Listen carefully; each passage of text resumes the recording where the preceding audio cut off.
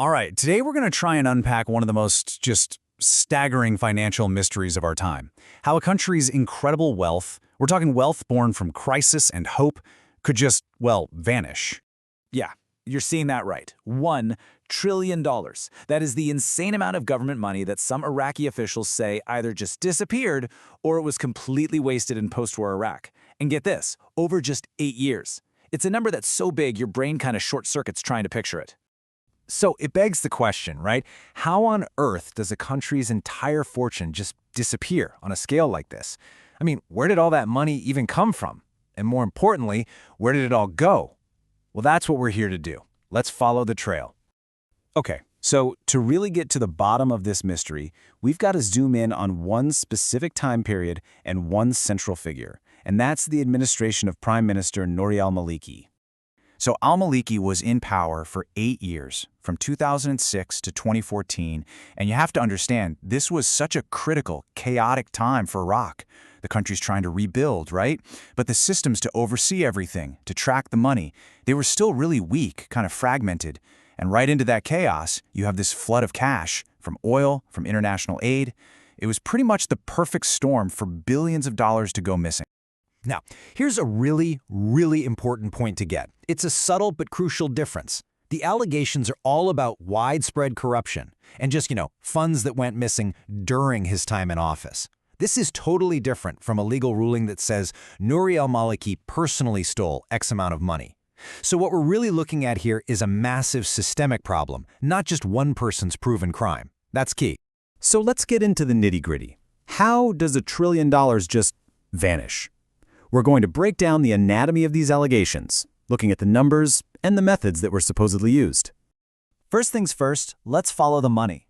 So between 2006 and 2014, Iraq was just swimming in cash. We're talking $822 billion from oil revenue, plus another $250 billion in international aid. Add that up, and you're looking at over $1 trillion pouring into a country that just did not have the systems in place to keep track of it. So where did it all go? Well, investigators point to a few key areas. A huge chunk of that oil money and the funds for reconstruction, they're just gone, unaccounted for. Then you have these shady, corrupt arms deals, government ministries with payrolls that were just massively inflated, and this truly wild idea of ghost employees. Just let that sink in for a second. This quote comes from an official at Iraq's own Commission of Integrity, and it's just one example. 57,000 ghost employees in just one part of the government. I mean, can you believe that? These are literally just names on a payroll, collecting salaries for years, but they either don't exist or they've never, ever shown up for a day of work. Just try to imagine the scale of that kind of fraud across the entire government. And, this problem went way beyond just payrolls. Take this huge $4.2 times billion-dollar arms deal with Russia. The whole thing got put on hold because of what they called apparent graft, which is basically a polite way of saying corrupt kickbacks and side payments. Some people estimated that millions were skimmed right off the top of that one single deal. Right, so when you're talking about allegations this massive, you can't just ignore them. And people didn't. There were serious efforts to follow the money trail and actually push for some real reform. Iraq's own Commission of Integrity. I mean, they launched this massive investigation. And this was not just for show. They actually sued 600 officials for corruption. And we're not talking about low-level guys here. We are talking about people at the very top. Ministers, deputy ministers, you name it. And here are just a few of the people who face charges. You've got a former defense minister, a former trade minister, a former electricity minister, all of them charged with corruption connected to their time in office. This really shows there was a genuine attempt to hold some incredibly powerful people accountable for their part in all this. The next Prime Minister, Haider al-Abadi, he also launched this huge reform push, basically to try and stop the bleeding. And he took some pretty concrete steps. He fired over 100 top officials. He cut entire cabinet positions to get rid of waste, and he slashed those bloated, expensive security details that all the politicians had.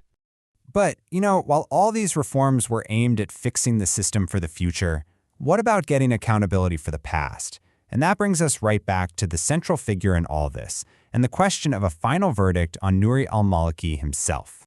And this, right here, is where the story gets really complicated. Because while all these lawsuits were filed and the allegations were flying, there has never been a final, solid legal decision that found al-Maliki personally guilty of corruption.